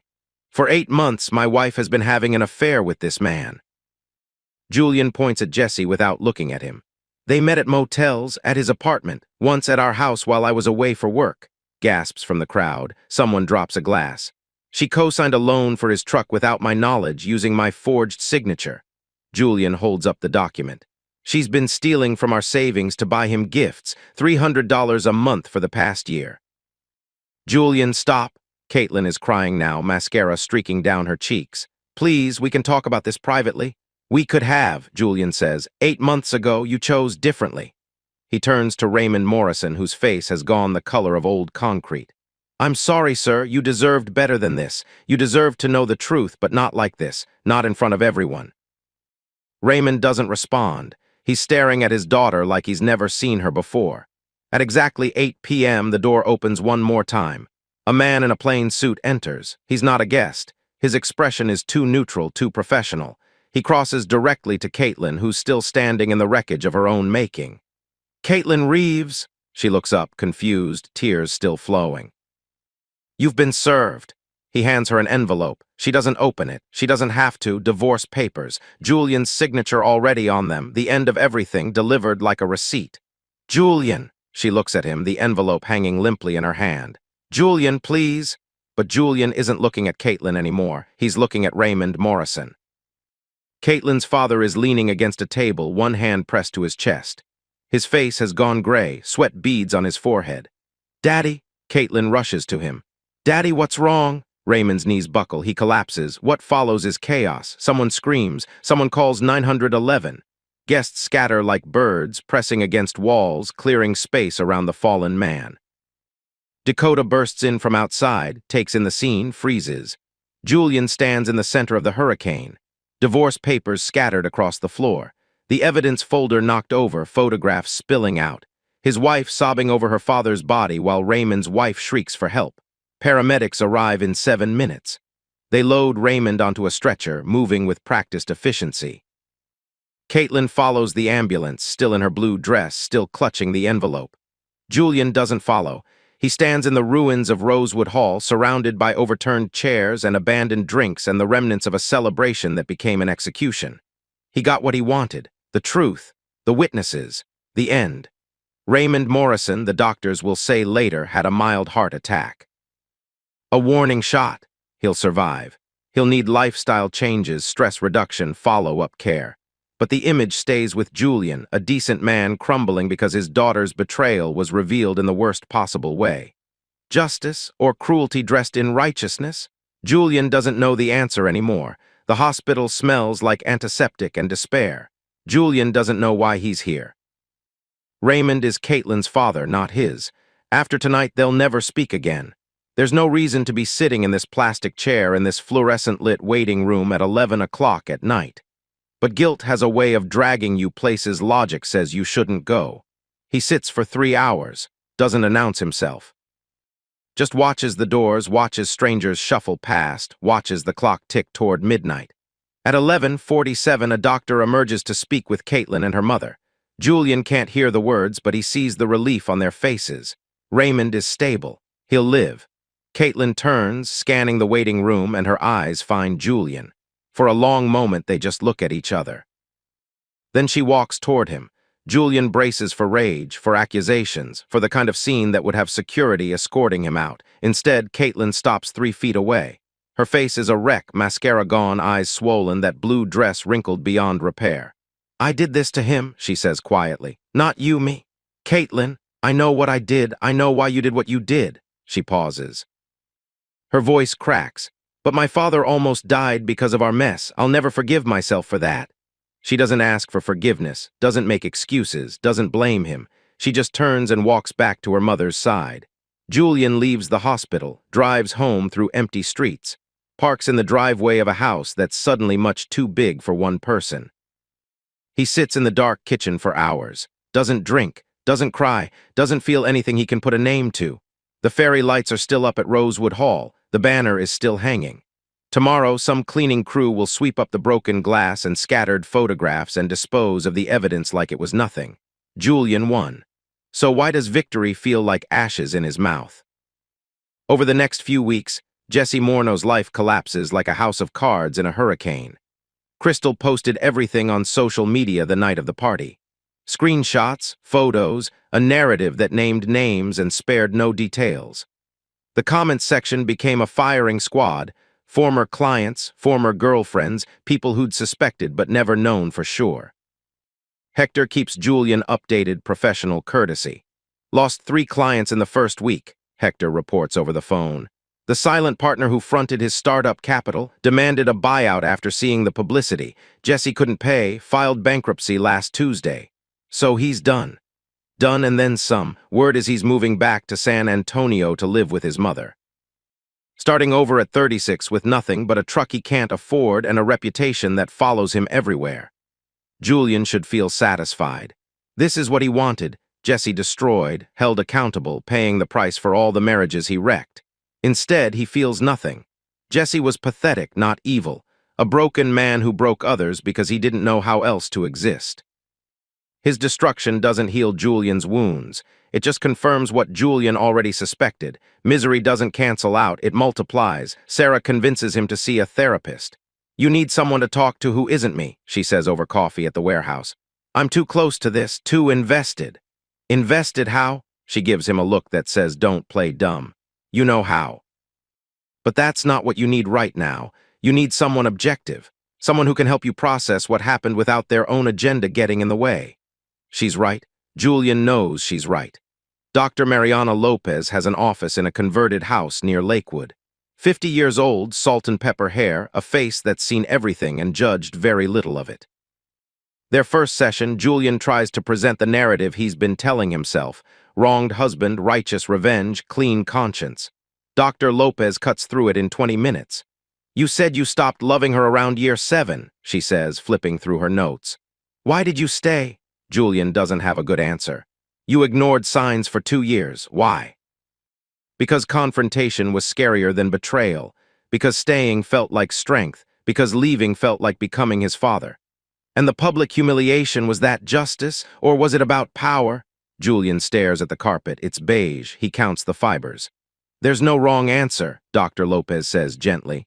"But there are honest ones. Find them or this will eat you alive." Julian visits his mother on a Sunday afternoon. Kimberly makes coffee.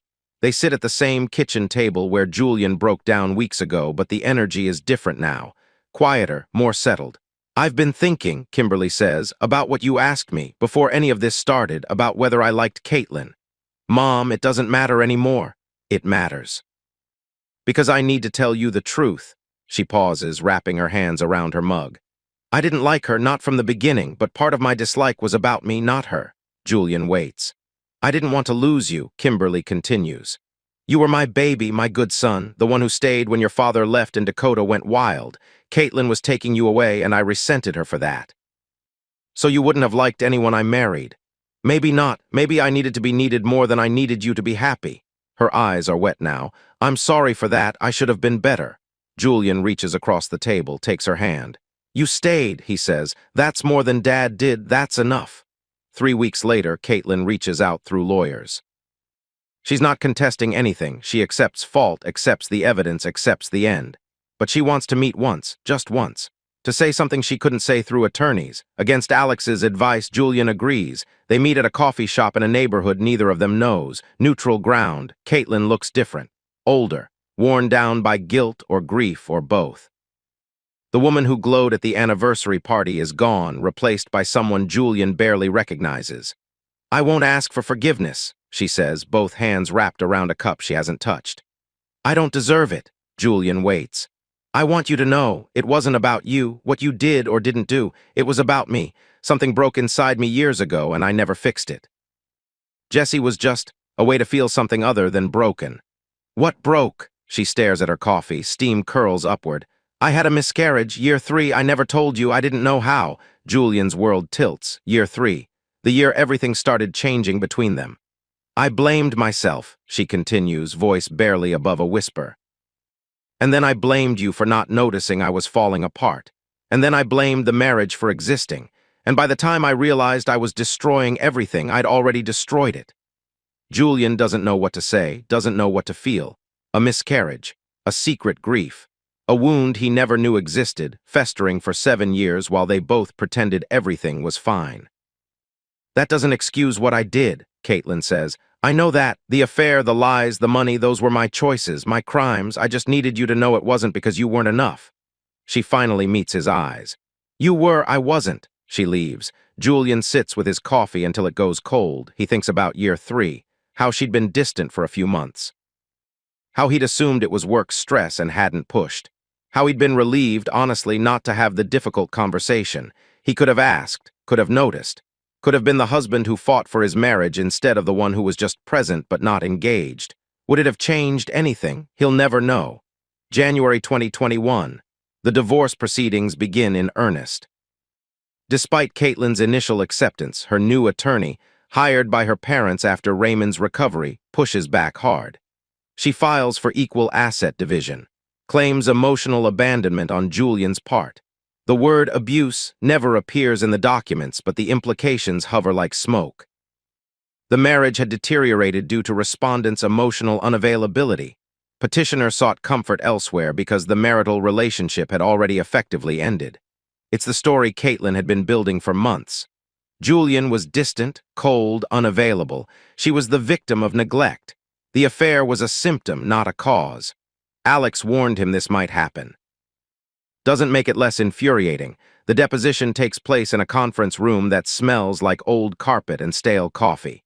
Caitlin's attorney is a sharp-faced woman named Patricia Walsh, all crisp suits and pointed questions. Mr. Reeves, when was the last time you told your wife you loved her and meant it? Julian considers the question. I don't know. Year 7, maybe. Year 7. So for 3 years you stayed in a marriage where you no longer loved your spouse. I stayed because I thought that's what committed people do, work through the hard times. But you didn't work through them, did you? You just existed, side by side, like roommates. Julian has no good response to that. Did you ever express affection to your wife, physical affection?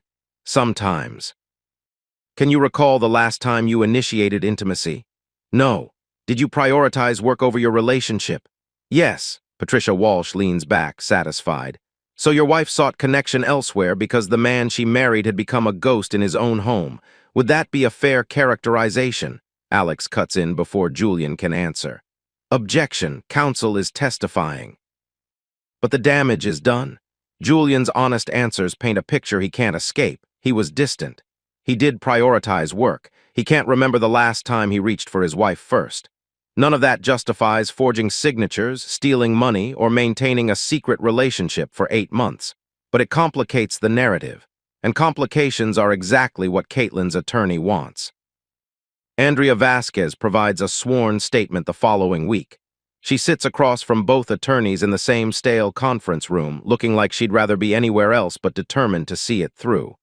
"How would you describe Mrs. Reeves's behavior during the affair?" Alex asks. "Excited, happy, the happiest I'd seen her in years." Andrea pauses. "She didn't act like someone being abused or neglected. She acted like someone who'd found a new toy." "Did she ever express fear of her husband?" "Never. She complained about him being boring, predictable, said he was too nice sometimes." Andrea shakes her head. "That's not how you talk about someone you're afraid of." "And the affair itself, who initiated it?" "Caitlin. She called Jesse back after he fixed their furnace. She pursued him." Patricia Walsh tries to discredit Andrea as a spurned friend angry about being asked to keep secrets. Andrea doesn't waver. Her timeline matches the evidence exactly. The emotional abuse narrative collapses. The turning point comes 2 weeks later, the forged signature. Alex's document expert, a retired forensic accountant named Gerald Whitmore, testifies via video conference. "The signature on the vehicle loan is not consistent with Mr. Reeves's genuine signature," Gerald explains, pointing to enlarged comparisons on the screen. "The pressure points are wrong. The letter formations don't match. The baseline slopes in the opposite direction." "In your professional opinion," Alex asks, "was this signature written by Julian Reeves?" "Absolutely not. This is either a traced forgery or a freehand imitation. Either way, it's not authentic." The room goes quiet. This isn't he said, she said anymore. This is documented fraud, a crime that could result in criminal charges if Julian decides to pursue them. Patricia Walsh requests a recess. When they return, her tone has changed completely. "My client is prepared to negotiate a settlement." The terms take 2 months to finalize. Julian keeps the house and assumes the remaining mortgage. He gets 65% of their retirement accounts. Caitlin assumes full responsibility for the truck loan debt, all $35,000 of it. She pays $4,500 in restitution for the documented savings theft. No alimony either direction. Caitlin signs without contest. Her parents cover her attorney fees, Raymond insisted, despite everything. Despite Julian. The final papers are signed on March 22, 2022. Julian arrives at the courthouse early. Caitlin arrives with her mother and Raymond, who's thinner now, moving slower after the heart attack and the months of recovery that followed. Raymond doesn't speak to Julian, won't meet his eyes. Can't, maybe. Julian doesn't blame him. Some things can't be forgiven, even when everyone involved was trying to do what they thought was right. The judge reviews the documents, stamps the papers. Pronounces the marriage dissolved. 16 months after a doctor said the wrong name in a clinic waiting room, Julian Reeves is officially single again. He leaves the courthouse with Alex beside him. Spring in Dallas, warm air, blue sky, the smell of cut grass and blooming flowers, and a world that keeps turning regardless of what happens inside courtrooms. "How do you feel?" Alex asks. Julian considers the question seriously for the first time since anyone asked it.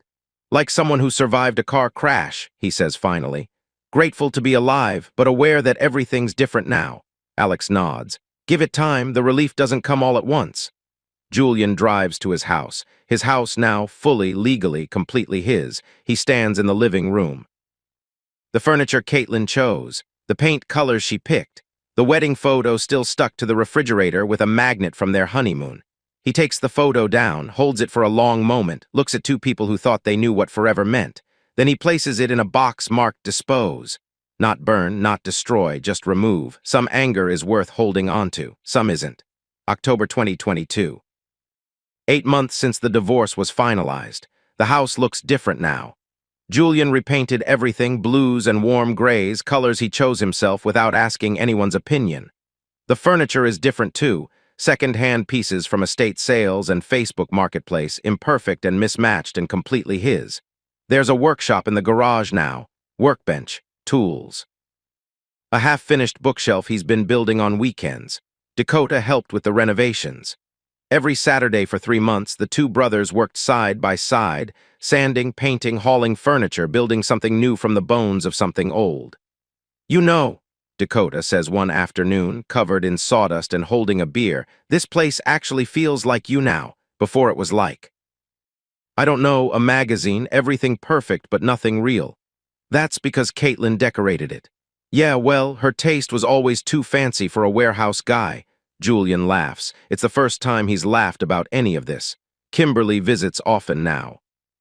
She brings casseroles and unsolicited advice and the kind of fussing that used to drive Julian crazy but now feels like exactly what home should be. "I like what you've done with the place," she says, running her hand along the new kitchen cabinets. "It smells like sawdust and coffee. Is that a good thing? It's a real thing. That's better than good." At work, Julian gets promoted. Operations manager. $68,000 a year. Real money, not life-changing, but enough to feel like his life is actually going somewhere. He tells Sarah first. She hugs him in the break room, and it's the first time they've really embraced since all of this started. Her arms around his neck, his hands on her back, the moment lasting a beat longer than friendly. "I'm proud of you," she says when she pulls back. "You didn't let this break you." "It did break me," Julian corrects. "I'm just learning to live broken." "That's not the same as staying broken." She's right, it's not. Julian starts dating again, nothing serious, dinners that go nowhere, second dates that don't become thirds. He's rusty, out of practice, scared in ways he didn't expect. One woman asks about his divorce over appetizers, and Julian gives her the sanitized version. She nods sympathetically, then spends the next hour talking about her own ex-husband. They don't have a second date. Another woman seems perfect on paper, same age, similar job, easy conversation, but Julian feels nothing when he looks at her. No spark, no interest. Just two people going through the motions because that's what single people are supposed to do. But he's trying. That counts for something. Meanwhile, his friendship with Sarah deepens. Dinners after work, movies on weekends, long conversations about nothing and everything, the kind of talking he never did with Caitlin, even in the good years. One night, walking Sarah to her car in the warehouse parking lot, she stops and turns to face him. "I need to say something," she says, "and you don't have to respond, you don't have to do anything, I just need you to hear it." Julian waits. "When you're ready, if you're ever ready, I'll be here." She holds his gaze. "I'm not going anywhere, I'm not pushing. But I want you to know that the option exists, whenever you want it to." Julian doesn't answer immediately. The parking lot is quiet. Somewhere in the distance, a train whistle blows. "I'm not ready yet," he says finally. "I know, but I might be someday," she smiles. "That's enough for now." He doesn't kiss her, not yet. The potential is enough. A few weeks later, Julian runs into Caitlin at a grocery store. It's a Kroger in a neighborhood neither of them used to shop in. One of those random collisions that happens in a city of 1 million people when you least expect it. She's pushing a cart with sad contents, frozen dinners, wine, cat food. She looks tired. Older than 35 has any right to look. "Julian." She stops in the cereal aisle, clearly as surprised as he is. "Caitlin." An awkward pause, two people who shared a decade of their lives, now strangers with nothing to say. "How are you?" she asks. "Good," he means it. "Really good, actually. Got promoted, fixed up the house. Things are better." She nods, something flickers across her face, relief maybe, or regret. "I'm glad." "You deserve that. How are you?" "Surviving." She attempts a smile that doesn't quite land. "Moved into an apartment near my parents, working at a different dental office, got a cat." Julian glances at the cat food in her cart. "What's its name?" "Winston. He's orange and cranky and judges me constantly." The smile becomes slightly more real. "We're a good match." Another pause. The fluorescent lights buzz overhead. "I wanted to say something," Caitlin says. "Not because I have to, because I need to." Julian waits. "I'm sorry for everything. The affair, the lies, the money, the way it ended." She takes a breath. "I'm not asking for forgiveness. I just needed you to hear me say it, sober, clear-headed, without lawyers or drama or anyone else listening." Julian considers her, the woman he married, the woman who betrayed him, the woman who carried a secret grief for 7 years and let it poison everything instead of asking for help. The anger is gone. He's not sure when it left, but it's not there anymore. The love is gone too. That disappeared long before the affair, maybe around year 7, maybe earlier. What remains is something harder to name. Pity, maybe, grief for who they could have been, the strange, hollow ache of looking at someone who used to be your whole world and feeling nothing but distance. I believe you, Julian says, and I forgive you, not for you for me. Carrying anger is exhausting. Her eyes well up. She blinks rapidly. But I don't want you in my life anymore, he continues. That's not cruelty, it's just reality. We're different people now. The best thing we can do for each other is stay that way. Caitlin nods. I understand. They stand there for another moment, two strangers who once promised forever. Then Julian nods and walks away. His cart is full of groceries for one, fresh vegetables, good coffee, real orange juice instead of concentrate. It feels right. Final scene, Julian's backyard. Sunday afternoon, October. The sun is warm. Country music plays from a Bluetooth speaker on the patio. Burgers sizzle on a grill Julian bought himself. A proper grill, not the cheap one he and Caitlin argued about replacing for years. A small gathering, Kimberly comfortable in a lawn chair offering unsolicited cooking advice. Dakota and his new girlfriend, a nurse named Maria who laughs at his terrible jokes and doesn't seem to mind his rough edges. Sarah, helping set out plates, catching Julian's eye every few minutes with a smile that promises nothing and everything at once. Two co-workers from the warehouse, drinking beer and debating whether the Cowboys have any chance this season. The people who stayed. The people who mattered. Julian stands at the grill, flipping burgers, and takes a moment to look around. A year ago, he was sitting in a clinic waiting room, listening to a doctor say the wrong name. He was blind and afraid and married to someone who was already planning her exit. Now he's here, surrounded by people who actually know him, living in a house that finally feels like his. Building a life that isn't just a costume he wears for other people's benefit. He thinks about Dr. Pierce, still sitting alone in his clinic, obsessing over files and grudges, unable to forgive himself or anyone else. He thinks about Jesse, bankrupt and broken, starting over in San Antonio with nothing but failures and regrets. He thinks about Caitlin, pushing her sad cart through grocery store aisles, feeding a judgmental cat and trying to figure out who she is without someone else to define herself against. He could have become any of them, bitter or destroyed or destroying others. He chose different, not perfect. He'll carry the scars forever, the capacity for cruelty that emerged at that anniversary dinner, the questions about who he became in pursuit of justice, the image of Raymond Morrison collapsing that still haunts him sometimes at 3 a.m. But he's still standing, still trying, still open to whatever comes next. Dakota raises his bottle. Hey, everyone, I want to make a toast. The group quiets. Turns toward him. To my brother. Dakota's voice is rougher than usual. Who went through hell this year and came out the other side still giving a damn about people. That's not easy. Most guys would have turned into assholes. He grins. You were already kind of an asshole, so I guess you had nowhere to go but up. Laughter. Julian shakes his head. To new beginnings, Dakota finishes. To new beginnings, everyone echoes. Julian drinks. The beer is cold. The sun is warm. Sarah catches his eye across the yard and smiles, and he smiles back, and neither of them needs to say anything because some things don't need words. For the first time in years, Julian Reeves feels at home in his own life. Not a fairy tale ending. Not a complete one, something better. A real one.